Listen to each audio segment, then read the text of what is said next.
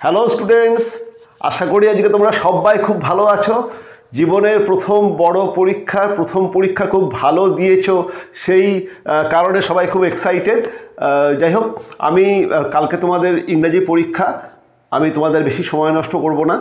আজকে ইনফ্যাক্ট আমি তোমাদের আগে বলেছিলাম যে একটা ভিডিও দেব, সেই জন্য এই ভিডিওটা করা, নইলে আজকে আমিও খুব ব্যস্ত।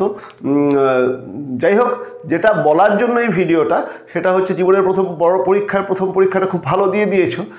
কালকে এই সমস্ত পরীক্ষার মধ্যে সবথেকে জটিল পরীক্ষাটা কালকেই ইংরাজি।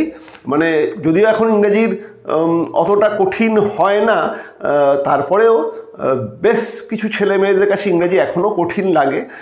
বিশেষ করে গ্রামে যারা থাকো তাদের ইংরেজিটা একটু কঠিনই লাগে। তবে এবারে প্রশ্ন খুব ভালো হবে, টেনশনের কোনো কারণ নাই। আজকে যা পরীক্ষা দিয়েছি, ইনফ্যাক্ট কালকে মানে সে যেখানেই থাকো, শহরে থাকো গ্রামে থাকো, কালকে পরীক্ষা সবার খুব ভালো হবে, এবং যেখানেই পড়ো তাদের পরীক্ষাও খুব ভালো হবে, কোনো টেনশনের কোনো ব্যাপার নেই। তাহলে আজকে আমি কি বলতে এলাম একটাই, সেটা হচ্ছে আমি তোমাদেরকে গ্রামারের দুটো ভিডিও দিয়েছি, বলেছিলাম যে একটা ন্যারেশন চেঞ্জের উপরে ভিডিও দেব, সেই জন্য 10-12টা ন্যারেশন চেঞ্জের একটা ভিডিও আমি এনেছি। ইনফ্যাক্ট যদি এই ভিডিওটা না দেখো তাতেও অসুবিধার কিছু নেই, কারণ আমি যে ন্যারেশন চেঞ্জগুলো দিয়েছি তার মধ্যে যে পড়বে এমন কোনো গ্যারান্টি কিছু নেই।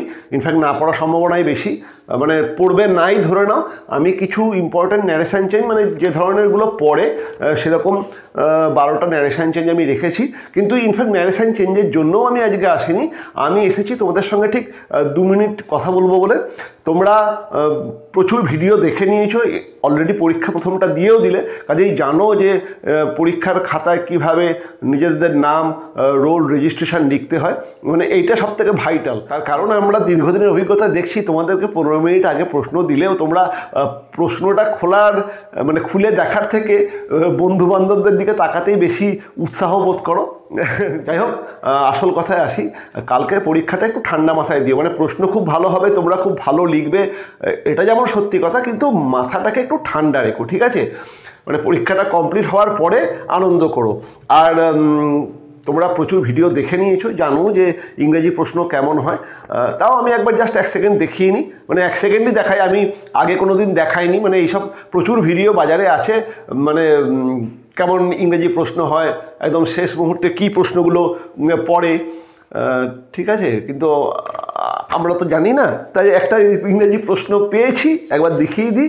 সেটা হচ্ছে, এটা দেখতেই পাচ্ছ, আমি সামনে নিয়ে দেখাই। এটা হচ্ছে আগের বছরের প্রশ্নটা। এখানেতে প্রথমেই দেখো রোল নাম্বার আছে, ফার্স্টেই রোল নাম্বার, যেটা তোমাদের রোল সেটা লেখার পরে নাম্বার, সেটা হাইফেন দিয়ে লিখবে। নেম আছে, নিজের নামটা লিখবে। রেজিস্ট্রেশন নাম্বার সেটা লিখবে, এবং রেজিস্ট্রেশন নাম্বার লেখার পরে ওই যে ইয়ারটা দেওয়া থাকে সেটাও দিয়ে দেবে। ওকে, আর তোমার এই পাতার উপরে কিছু করার নেই। এখানে যিনি ইনভিজিলেটর, তিনি একটা সিগনেচার করবেন, এবং তারপরে সেন্টারে স্ট্যাম্প মেরে দেওয়া হবে। ইনভিজিলেটর যেন সিগনেচার করে এটা একবার খেয়াল করবে, আর প্রত্যেকেই করেন, এই বিষয়ে কারোর ভুল হয় না। তারাও একবার নিজের খাতা তো চেক করে নেবে যে ইনভিজিলেটর সিগনেচার করেছেন কিনা, এবং সেন্টারের কোডটা পড়েছে কিনা। এটা স্ট্যাম্প দিয়ে, মানে রাবার স্ট্যাম্প দিয়ে সেই কোডটা ফেলে দেওয়া হয়েছে কিনা। আর তোমার এই পাতার মধ্যে কিচ্ছু করার নেই। তারপরে তোমার কাজ হচ্ছে প্রশ্নটাকে খুলে ঠান্ডা মাথায় পড়া। একটাই খালি কথা, প্রথম যে 15 মিনিটটা তোমাদের প্রশ্ন পড়ার জন্য দেয়, সেখানে 2-3 মিনিট এদিক ওদিক মানে বডিটাকে অ্যাডজাস্ট করে নিলেও অসুবিধা নেই, কিন্তু পরের 10টা মিনিট একটু পড়ো। বিশেষ করে আমি বলবো প্রথমেতে পুরো প্রশ্নটাকে, কোনো স্পেসিফিক জায়গা পড়তে যেও না, একদম প্রথম থেকে শেষ পর্যন্ত একবার পড়ো। 10 বার পড়ার দরকার নেই, কিন্তু একবার ঠান্ডা মাথায় পড়ো। এবং যখনই প্রশ্নগুলো পড়বে তখন মনে মনে একটা সেট করে নাও যে কোনটার পরে কোনটাকে লিখবে, ঠিক আছে? যদি প্রথম থেকে শেষ পর্যন্ত একদম কন্টিনিউয়াস লিখতে পারো, এর থেকে ভালো কিছু ব্যাপারই নেই, কিন্তু না হলেও আগে একটুখানি ঠিক করে নাও। আর আমি সবসময় তোমাদের বলবো, তোমরা হয়তো সমস্ত কিছু পেয়ে যাবে, খুব এক্সাইটেড থাকবে, প্রথমে সবসময় সিন দিয়েই উত্তর লেখা শুরু করো। এটা মানে আমি অন্য কোনো সাবজেক্টের টিচার নই, আমি অন্য কোনো সাবজেক্টের সাজেশানও দিতে পারি না, অন্যদের কাছ থেকে রেফারেন্স নিয়ে এসেও আমি বলি না। আমি আমার নিজের অভিজ্ঞতা আমার ছাত্রছাত্রীদের সঙ্গে শেয়ার করি। অ্যাজ অ্যান ইংলিশ টিচার আমি তোমাদেরকে একটা কথাই বলবো, তোমরা যদি সমস্ত কিছু কমনও পেয়ে যাও, সমস্ত কিছু তোমার তৈরিও থাকে, অবশ্যই সিন পোর্শন দিয়েই শুরু করো। সিন পোর্শন দিয়ে শুরু করো এই কারণে, যে জিনিসটা তুমি জানো, যে জিনিসটা মানে তুমি সেটা বিগত 1 বছর ধরে প্র্যাকটিস করছো, সেটা দিয়ে লেখা শুরু করলে সেই লেখার মানও উন্নত হয় আর একটা মানসিক জোর চলে আসে। কখনোই কিন্তু অন্য কিছু দিয়ে শুরু করো না, সিন পোর্শন দিয়েই শুরু করো। এবং সিন পোর্শনটা শেষ হওয়ার পরে চেষ্টা করো যদি গ্রামারটাকে করে নিতে পারো। আনসিনের আগেও আমি বলবো গ্রামারটাকে করে নিতে যদি পারো। আর যদি গ্রামারে কোনো জায়গায় আটকে যায়, যদি কোনো স্পেসিফিক প্রশ্ন আটকে যায় সেটাকে পরে দেখবে, কিন্তু সিনের পরেই গ্রামারটাকে করে নাও। তার কারণ যখন ব্রেনটা ফ্রেশ থাকে, গ্রামারে যেটা ব্যাপারটা হয় কি, একটা দুটো খুব সিলি মিস্টেক হয়ে যায়, আর কিন্তু সিলি মিস্টেক হলেও গ্রামারে নাম্বারটা কাটা যায়। আর সেটা আমাদের ব্রেন যে কোনো জিনিসেই মানে খুব প্রথম দিকে টেন্স থাকে, সেই জন্য সিন পোর্শনটা করার পরে তোমার যে টেন্সনেসটা একটু কেটে যাবে, তুমি একটা মানসিক প্রশান্তি অনুভব করবে। তারপরে গ্রামার পোর্শনটা করলে তোমার চট করে কোনো মিস্টেক তোমার হবে না, বা কোনো জিনিস তোমার চোখের নজরের বাইরে চলে যাবে না। এই জন্য সিন পোর্শনের পরেই গ্রামারের পোর্শনটাকে করার চেষ্টা করো। রাইটিং করবে সবার লাস্টে। রাইটিং সমস্ত কিছু কমন পেয়ে গেলেও রাইটিং করবে সবার লাস্টে। তার কারণ রাইটিংটা যদিও তোমাদের প্রচুর সময় দেওয়া থাকে, ইনফ্যাক্ট 1 ঘন্টা তোমরা বসেই থাকবে, তারপরেও রাইটিংটা শেষে টাইম অনুযায়ী অ্যাডজাস্ট করো। তারপরে করো আনসিন পোর্শনটা। আনসিনের ব্যাপারে একটা কথা বলি, আনসিনে অযথা ভয় পাবে না। আনসিনটার নিয়ম হচ্ছে, প্রথমে যখন প্রশ্নটা পড়ছো তখন একবার আনসিনটাকে জাস্ট ক্যাজুয়ালি পড়ে বেরিয়ে যাও। তারপরে যখন এই seen portion grammar portion complete হয়ে যাবে, তারপরে আনসিনটাকে 2 বার পড়ো, 1 বার না 2 বার পড়ো। প্রচুর সময় দেওয়া থাকে, সময় তোমরা শেষ করতে পারবে না, তোমাদের আইডিয়া নেই যে কতটা সময় এক্সট্রা দেওয়া থাকে প্রশ্নের মান অনুযায়ী। 2 বার প্রশ্নটা পড়ো। প্রথমে একবার ঠান্ডা মাথায় একটু সময় নিয়ে পড়ো, এবং যখনই ওই সময় নিয়ে পড়বে, একটা রুল পেন্সিল অবশ্যই নিয়ে দিও। যখনই সময় নিয়ে আনসিনটা পড়বে, যে শব্দগুলো তোমার একটু অচেনা ঠেকছে তার নিচে একটা করে ছোট্ট ছোট মার্ক করতে করতে বেরিয়ে যাও, ঠিক আছে? তখনই শব্দের মানে খুঁজতে হবে না, শব্দগুলোকে একটুখানি যেগুলো তোমার অচেনা ঠেকছে একটু মার্ক করতে করতে বেরিয়ে যাও। আর তারপরে যখন আরেকবার সেকেন্ড টাইম ওইটা পুরোটা পড়ার পরে প্রশ্নগুলোকেও পড়ে নাও, মানে যা যা প্রশ্ন আছে প্রশ্নগুলোকেও পড়ে নাও, তাতে হয়তো তোমার মোট 5 মিনিট সময় হয়ে যাবে। তারপর সেকেন্ডবার মাত্র 2 মিনিটের জন্য আরেকবার আনসিনটা পড়ো, কারণ তখন তোমার অলরেডি প্রশ্নগুলো জানা হয়ে গেছে, কোন প্রশ্নগুলোর কি উত্তর হবে তুমি তখন অটোমেটিক খুঁজে পেয়ে যাবে। এটাই আনসিন করার নিয়ম, ঠিক আছে? অন্য কোনো ব্যাপার না আনসিনে। আর আনসিনে এমন কিছু জটিল রাখা হয় না যেগুলো পারা যায় না। তবে ইদানিং একটা ট্রেন্ড দেখা যাচ্ছে, সেটা হচ্ছে একটা কথার ডবল মিনিং সেরকম একটা আনসিন থাকছে, মানে কিছু কিছু কথার ডবল মিনিং আছে, যেমন আগের বাড়িতেই ছিল। সেই জায়গাগুলোকে একটু ঠান্ডা মাথায় পড়ো। আনসিনটার বাংলা মানেটাকে প্রথমে একটুখানি বোঝার চেষ্টা করো, যে আনসিনের বাংলা মানেটা এক্স্যাক্টলি কী, ঠিক আছে? তাড়াহুড়ো করে পড়ো না, আনসিনটাকে একটু ধীরে সুস্থে পড়ো। আনসিনের উত্তর খুব সোজা, কিন্তু আনসিনের মধ্যে একটু কথার মারপ্যাচ থাকে, সেই মারপ্যাচটাকে একটু বোঝার চেষ্টা করো। আগের বারে আনসিনে প্রচুর জনের নম্বর বাদ গেছে, সেটা হচ্ছে এই কথার মারপ্যাচ না বোঝা, মানে তারা উত্তরের জায়গাটাও ঠিক করেছে কিন্তু কথার মারপ্যাচ বুঝতে পারেনি বলে নম্বর বাদ চলে গেছে। এটা করো না। সিন এবং আনসিন পোর্শনে একদম ছাঁকা নম্বর ওঠে, মানে 20, 40-এ বেশিরভাগ জনই 40ই পায়, সেখানে ম্যাক্সিমাম খারাপ হলে 39-এর কম পেয়েও না। এইটাই হচ্ছে নম্বর তোলার সবথেকে ভালো জায়গা। আমাদের কিছু ভুল ধারণা আছে, সবথেকে বেশি নম্বর ওঠে সিন এবং আনসিনে, ঠিক আছে? কাজেই এই জায়গাটাকে একটুখানি ভালো করে করো। গ্রামার তো বললাম, একটা ভয়েস চেঞ্জ থাকবে, একটা ন্যারেশন চেঞ্জ থাকবে, 3টে fill in the blanks with article preposition থাকবে, 3টে fill in the blanks with proper forms of verbs থাকবে, একটা হয় ডিগ্রির উপরে অথবা WH কোশ্চেন্সের উপরে অথবা সিম্পল কমপ্লেক্স কম্পাউন্ড সেন্টেন্সের উপরে, ট্রান্সফরমেশন অফ সেন্টেন্স, এরকম থাকে। এমন কিছু থাকবে না যা তোমরা পারবে না। এই পরীক্ষাটা সব ছেলে মেয়েদের জন্য, এটাকে খালি মনে রেখো। কাজেই এমন কিছু মানে গ্রাম শহর, সাধারণ ছেলে অসাধারণ ছেলে সবার জন্য এই পরীক্ষা। কাজেই এমন কোনো প্রশ্ন ইন জেনারেল রাখা হয় না যাতে তোমাদের অসুবিধা হবে। খালি নিজেকে একটুখানি কন্ট্রোল করো, ইমোশানে ভুগো না, টেনশান করো না, কনফিডেন্টলি পরীক্ষা দাও, তোমার পরীক্ষা কিচ্ছু খারাপ হবে না। ওকে, পেনগুলো একটুখানি দেখে নিও। আর একটা কালি পেনই ইউজ করো। যদি খুব ইচ্ছা হয় দু একটাকে একটু আলাদা করার জন্য দুটো পেন ইউজ করতে পারো। কালো কালি সবথেকে প্রমিনেন্ট লেখাটা ফোটে। কালো কালিটা আমি সাধারণত কালো কালি ইউজ করতে বলি, কিন্তু অনেক গার্জেনই নীল কালিতে লিখতে বলেন। নীল লেখো, কালো লেখো, কোনো অসুবিধা নেই। এই দুটো কালি এখনকার পেনগুলোয় মোটামুটি লেখা প্রমিনেন্টই ফোটে, আর অন্য কোনো অসুবিধা নেই। অন্য কোনো কালি ইউজ করো না, ওকে। আর একটা কথা, মার্জিন ফার্জিন দিয়ে অযথা সময় নষ্ট করো না। এই পাতাকে ভাঁজ করে এরকমভাবে মার্জিন দেওয়া যায়, এটাই এনা। পরীক্ষার হলেতে মানে যারা খাতা দেখেন তারা তো মার্জিন ফার্জিন দেখেন না, বিশেষ করে ইংরেজিতে। লেখাটাকে তার মধ্যে একটু বেশি ভালো করলে, মানে লেখাটাকে একটু বেশি ভালো করলে তারা বেশি খুশি হন। এমনি একটা ভাঁজ করে দেবে, তাতেই যথেষ্ট।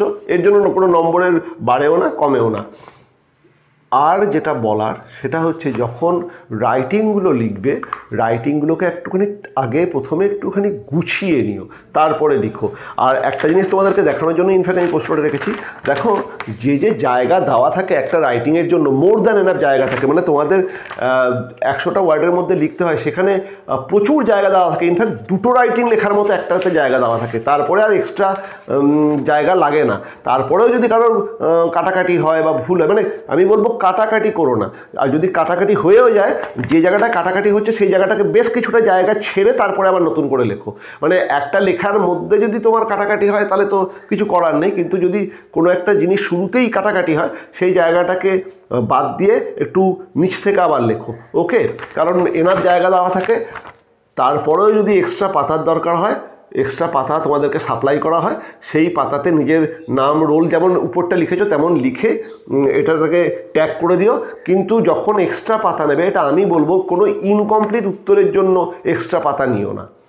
মানে এখানে তুমি একটা জিনিস লিখতে লিখতে তোমার পাতা হচ্ছে না, তারপরে তুমি একটা তারপরে 3টে পাতা ধরে তুমি অন্য উত্তর লিখলে, নিয়ে একটা পাতাকে ট্যাগ করলে, সেখানেতে লিখে দিলে এই উত্তরটা ওখানে আছে, বা ওই নাম্বারিং করলে যারা খাতা দেখেন তাদের একটু অসুবিধা হয়। মানে সেরকম যদি তুমি প্রথমেই বোঝো যে আমার এটার মধ্যে কভার হবে না, মানে ফাঁকা জায়গাতে তুমি লিখতে লিখতে যদি তোমার কাটাকাটি হয়, তাহলে সেই নাম্বার মানে ওই উত্তরটাকে কেটে যে নতুন পাতাটা নেবে সেখানে লেখার চেষ্টা করো, ঠিক আছে। আর যদি না পারো তাহলে মানে বা সময় না থাকে তাহলে তো অন্য কথা, সেখানে কিছু বলার নেই। যাই হোক, এইটা হলো পরীক্ষা কেমন দেবে বা কীভাবে এই আজকে একটু দেখবে। আজকে বেশি পড়তে যেও না, বেশি কিছু পড়ার নেই। আজকে একটুখানি জাস্ট গ্রামারে চোখ বোলাও, আর দু একটা রাইটিংয়ের প্যাটার্নগুলোতে চোখ বোলাও। সাজেশান তোমাদের দিয়ে দিয়েছি, ওর মধ্যে মানে ওই রকম জিনিসপত্রই থাকবে, ওর মধ্যে থাকবে এরকম বলার মতো ক্ষমতা আমার নেই, ওই রকম জিনিসপত্রই থাকবে। তাহলে অনেকটা বলা হয়ে গেল। কালকের পরীক্ষা তোমাদের সবার খুব ভালো হবে, কোনো টেনশনের কিছু নেই, কালকের প্রশ্ন খুব ভালো হবে। আর এইখানে আমি 12টা এই ইনডিরেক্ট স্পিচ মানে ন্যারেশন চেঞ্জ দিয়েছি। এ দেখলেও পারো, না দেখলেও পারো, কারণ তোমরা অলরেডি সবাই তৈরি হয়েছো। মানে যেহেতু তোমাদের সাথে একটুখানি 5-10 মিনিট কথা বলবো, সেই জন্য এটাকে বলেছিলাম যে ন্যারেশন চেঞ্জ দেবো। তবে এগুলো ইম্পর্টেন্ট, ঠিক আছে, একবার পারলে দেখে নিও। চলো, যখন লিখেছি একবার ঝট করে বলে দিই। যেমন এখানে প্রথম হচ্ছে, Mona said to Lalit, please give me a glass of water. Mona said to Lalit, please give me a glass of water. এখানে দাঁড়াও, এখানে ওয়াটারেতে আবার কোটেশনটা কমপ্লিট করিনি। যাই হোক, মনা said to Lalit, please give me a glass of water. মনা ললিতকে বললো আমাকে অনুগ্রহ করে এক গ্লাস জল দিন। এর উত্তরটা কী হবে? এখানে হবে, Mona requested Lalit to give her a glass of water. Mona requested Lalit to give her a glass of water. আমি এগুলোকে এবার দেখে নিও, হ্যাঁ, মানে যে ধরনেরগুলো আসে আমি সেরকমই কিছু জিনিসপত্র রেখেছি। Next, he said to me, please lend me your pen. He said to me, inverted কোটের মধ্যে, please lend me your pen. সে আমাকে বললো যে আপনার পেনটি আমায় ধার দিন। তা উত্তর কী হবে? হি রিকোয়েস্টেড মি। এটাও সেই রিকোয়েস্ট করা, কারণ তুমি রিকোয়েস্ট করছো আমার কাছ থেকে পেনটা নেওয়ার জন্য। He requested me to lend him my pen. এই ন্যারেশন চেঞ্জ করার সময় খালি একটা জিনিস মনে রাখবে, প্রথমে যেটা দেওয়া আছে সেটার যে উত্তর হবে সেটার মধ্যে কি আছে, অনুরোধ চাইছে, আদেশ চাইছে, মানে অর্ডার করছে, না রিকোয়েস্ট করছে, না খুব ক্যাজুয়াল বলছে। এই টোনটা যদি বুঝতে পারো তাহলে ন্যারেশনের থেকে সোজা কিছু আর নেই। এই টোনটা মানে একটু বুঝতে পারাটা ব্যাপার। আমি ন্যারেশন নিয়ে বেশি কিছু বলবো না, কারণ তোমাদেরকে আমি ভিডিও দিইনি, কাজে এখন এই শেষ মুহূর্তে বেশি কিছু বলার নেই, এগুলো দেখে নাও। 3 number she said comma I have your secret here inside my bag, এটা ইম্পর্টেন্ট, ঠিক আছে। মানে 3 নম্বরটা মাই ওন ট্রু ফ্যামিলির এই লাইনটা এটা মাঝামাঝি আসে। She said comma quotation I have your secret here inside my bag, she said comma quotation I have your secret here inside my bag, এর উত্তর কী হবে? She said that she had his secret there inside her bag. এই উত্তরটা লেখা একটুখানি অসুবিধা হয়, ভালো করে দেখে নাও। She said that she had his secret there inside her bag, there, ঠিক আছে, হিয়ারটা দেয়ার হয়ে যাবে। Next, the teacher said comma quotation why is everybody late today, the teacher said comma quotation why is everybody late today, এটা মাঝে মাঝে পরীক্ষায় আসে, বিভিন্ন পরীক্ষায় আসে, খেয়াল রেখো। The teacher asked why everybody was late that day, the teacher asked why everybody was late that day, এটা হচ্ছে উত্তর। আর একটা রকমভাবেও করা যায়, মানে সেটাও ঠিক, সেটা হচ্ছে the teacher wanted to know why everybody was late that day. আমি দেখো ব্র্যাকেটে ওয়ান্টেড টু নোটা নীলকালিতে লিখেও দিয়েছি, মানে এরকমভাবেও করা যায়, যে যেরকমভাবে পারো করো। The teacher wanted to know why everybody was late that day. Next, he said comma quotation good morning, he said comma quotation good morning, উত্তর হবে he greeted me a good morning, ইম্পর্টেন্টটা আছে, he greeted me a good morning, এরকম আরও একটা আছে, সেটাও লিখেছি, বলবো। Next, they said long live Netaji, এটাও important, they said comma quotation long live Netaji, উত্তর হচ্ছে they wish that Netaji might live long, they wish, তারা চাইছে বা আশা প্রকাশ করছে যে নেতাজি যেন দীর্ঘদিন বেঁচে থাকে, they wish that Netaji might live long. এই টোনটাকে একটুখানি বোঝার চেষ্টা করো, তাহলেই উত্তর হয়ে যাবে। Next, the policeman said to the thief, where have you kept the stolen goods? The policeman said to the thief, comma quotation, where have you kept the stolen goods? এটা একবার পরীক্ষায় পড়েছিল, উত্তর হচ্ছে the policeman wanted to know from the thief where he had kept the stolen goods. The policeman wanted to know from the thief where he had kept the stolen goods. Next, কোটেশনের মধ্যে what have you written Sachin? Question mark, quotation complete. The teacher said, এর উত্তর হচ্ছে the teacher asked Sachin what he had written. কোটেশনের মধ্যে what have you written Sachin, question mark, quotation complete, the teacher said, উত্তরটা হচ্ছে the teacher asked Sachin, জিজ্ঞেস করলেন what he had written. Next, I think it no disgrace to occupy my place, quote complete, said the squirrel, এটাও important, fable থেকে আছে, এটা মাঝে মাঝেই আসে। কোটেশনের মধ্যে I think it no disgrace to occupy my place, quote complete, comma, said the squirrel, উত্তরটা হচ্ছে the squirrel asserted that he thought it was no disgrace to occupy his place, important. The squirrel asserted that he thought it was no disgrace to occupy his place. Okay. Next, Samuel said, Saminathan, where is your homework? Question mark, quote complete. Samuel said, comma, quotation এর মধ্যে Saminathan, where is your homework? Question mark, quote complete, এটা আমাদের বইয়ের মাঝে মাঝেই আসে। উত্তরটা হচ্ছে Samuel asked Saminathan where his homework was, Samuel asked Saminathan where his homework was. আর next, I said to him, comma, কোটেশনের মধ্যে are you ready, question mark, quote complete, I asked him if he was ready, আসে, সোজা কিন্তু আসে। I said to him, comma, quotation, are you ready, উত্তর হচ্ছে I asked him if he was ready. Stop. চলো লাস্টেরটা একবার দেখে নিই, এটাও বিভিন্ন পরীক্ষায় আসে, সাধারণত স্কুলের পরীক্ষায় আসে না, কিন্তু চাকরির পরীক্ষায় ঘন ঘনই আসে, একবার দেখে নাও। Ram said to them, comma, কোটেশনের মধ্যে goodbye, Ram said to them, comma, কোটেশনের মধ্যে goodbye, stop. Ram bade them goodbye, B A D, Ram bade them goodbye, Ram তাদেরকে গুড বাই জানালো। এই 12টা তোমরা অনেক করেছো, তোমরা খুব ভালো জানো, একবার এগুলো খুব সোজা, একবার চোখ বুলিয়ে নিও। ওকে, আর কিছু বলার নেই, কালকে খুব ভালো পরীক্ষা হবে, কোনো টেনশান করো না। আর পরীক্ষা শেষ হওয়ার আগে থেকেই ঘরে গিয়েই মোবাইল খুলে ইউটিউব থেকে দেখে নেব যে কোন উত্তরগুলো ঠিক, কোনগুলো ভুল, সব কিছু ঠিকঠাক মিলছে কি না, এইসব করতে যেও না। পরীক্ষা যেমন দিচ্ছ খুব ভালো করে টেনশান ফ্রিভাবে পরীক্ষা দাও, পরে যা হয়ে যাওয়ার পরে সঙ্গে সঙ্গে কি হচ্ছে উত্তর ও জেনে কি কোনো লাভ হবে? ও জেনে লাভ নেই, বরঞ্চ তার থেকে পরের দিনের পড়াটা পড়লে কাজ দেবে, ওই সবগুলো পরীক্ষার পরেও জানতে পারবে। আর সব থেকে বড়ো কথা, ওই সঙ্গে সঙ্গেই যেসব উত্তরগুলো বাজারে চলে আসে বেশিরভাগই ভুল উত্তর থাকে, ঠিক আছে?